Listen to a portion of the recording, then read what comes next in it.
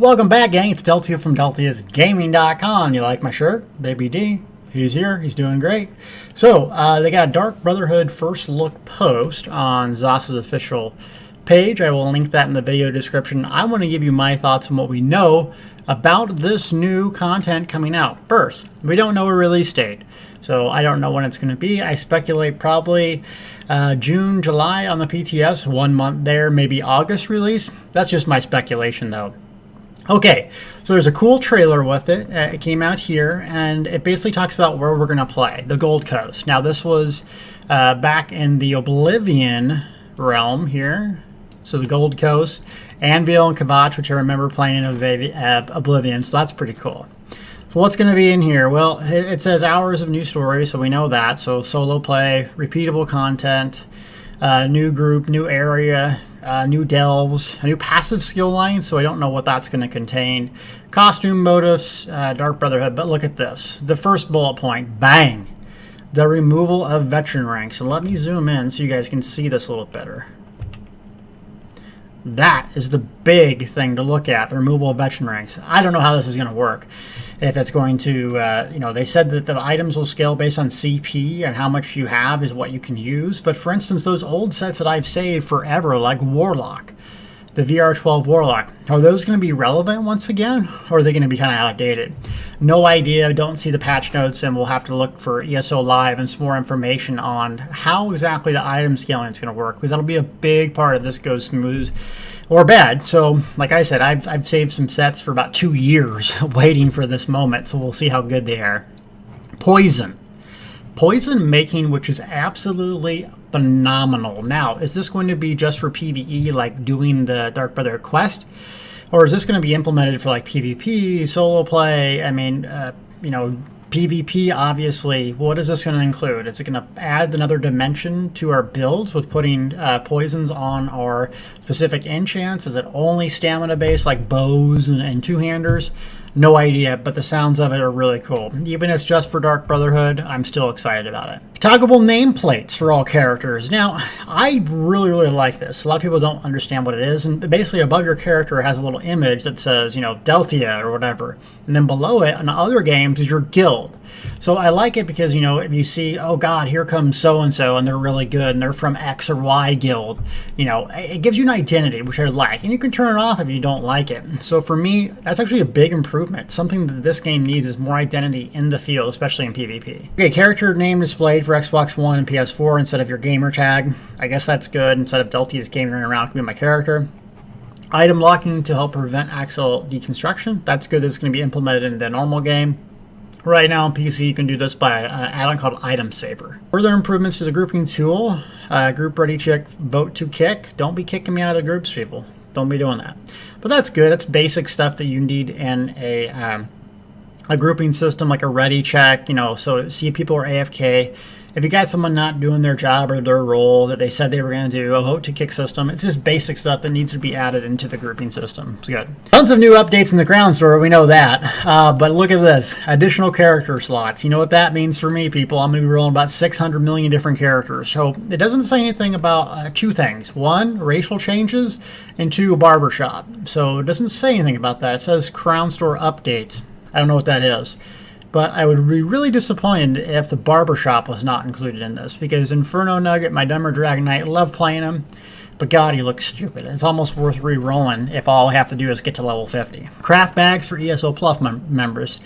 Taking up a lot of inventory space is obviously your crafting materials, and this is a good incentive for subscribing for a business model. I subscribe, so I'll probably be enjoying this. Improvements and adjustments to item traits. Well, if you ever completed VMA multiple times, you probably know that you're going to get a defending Maelstrom Bow very first time, or a defending Maelstrom Resto Staff. So I don't know what this means. What I had suggested to ZOS a while back in Imperial City beta, or not beta, but PTS, is to basically make it so Telvar stones you could use to recraft traits. So let's say you have well-fitted on a monster helmet and you don't want it. Maybe it costs 50,000 Telvar, just a huge amount, but you could get a different trait. I don't know if that's going to come in here or not, but I think that'd be a really good thing, because I got a lot of well-fitted crap that I don't want. I want Divines, Impen, or Infused. Ongoing Cyrodiil performances. That needs it. No idea what that is. Sanctum Ophidia trial scaling. Now, that's good, but that's one trial. I'll be super disappointed if Dragonstar Arena is not part of this.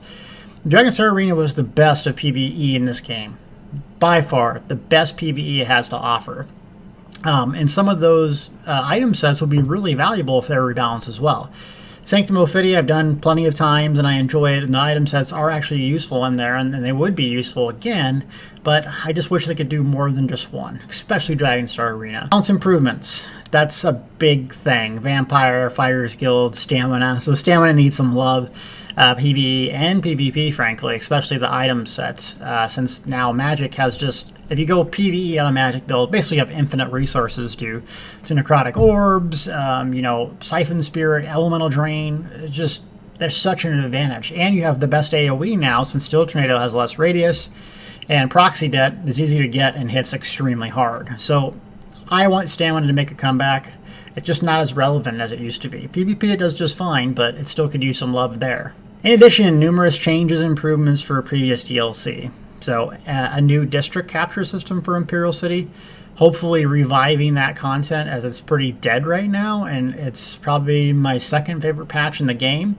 So that would be good. Now, they were going to do like a town capturing system as well in Cyrodiil. Don't know if that went through or not, but it could be cool. And then here's the little trailer.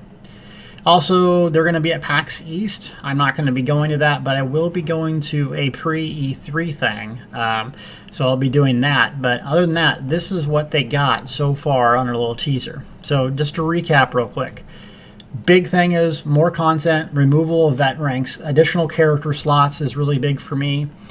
Poison, nameplates, but really it's going to be the removal of veteran ranks and how it goes over.